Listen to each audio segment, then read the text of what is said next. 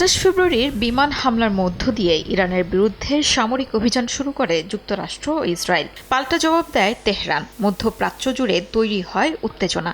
সংঘাতের ১০০ দিন পার হয়েছে রোববার। এ সময়ের মধ্যে যুদ্ধবিরতি নিয়ে কূটনৈতিক আলোচনা চললেও বাস্তবে সংঘাত পুরোপুরি বন্ধ হয়নি।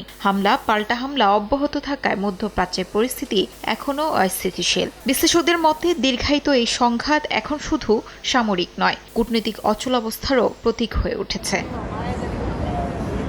যুক্তরাষ্ট্রের অভ্যন্তরীণ জনমত ক্রমশই এই যুদ্ধের বিরুদ্ধে যাচ্ছে। বিভিন্ন জরিপে দেখা যাচ্ছে বড় অংশের মার্কিন নাগরিক ইরানের বিরুদ্ধে সামরিক পদক্ষেপকে সমর্থন করছেন না, এটিকে স্বার্থবিরোধী বলে মনে করছেন তারা। মেরিল্যান্ড বিশ্ববিদ্যালয় এক জরিপে মাত্র 16% ভোটার মনে করেন যুক্তরাষ্ট্র এই যুদ্ধে জয়ী হবে। রিপাবলিকান ভোটারদের মধ্যে উল্লেখযোগ্য অংশ সংঘাতকে নেতিবাচক হিসেবে দেখছেন, যা ট্রাম্পের রাজনৈতিক অবস্থানের জন্য উদ্বেগজনক ইঙ্গিত হিসেবেও বিবেচিত হচ্ছে। যুদ্ধ এখন সরাসরি ট্রাম্প প্রশাসনের জন্য একটি বড় চাপের উৎসে পরিণত হয়েছে বলে মত রাজনৈতিক বিশ্লেষকদের।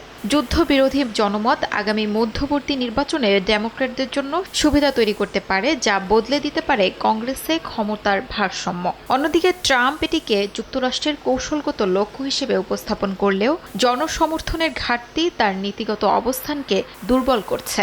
যুদ্ধের ব্যয়, ইসরায়েলের সঙ্গে ঘনিষ্ঠতা এবং দীর্ঘমেয়াদী সামরিক উপস্থিতি, বিষয়টি এখন মার্কিন ভোটারদের কাছে একটি জটিল রাজনৈতিক প্রশ্নে পরিণত হয়েছে। শিউলি রোজা, সময় সংবাদ।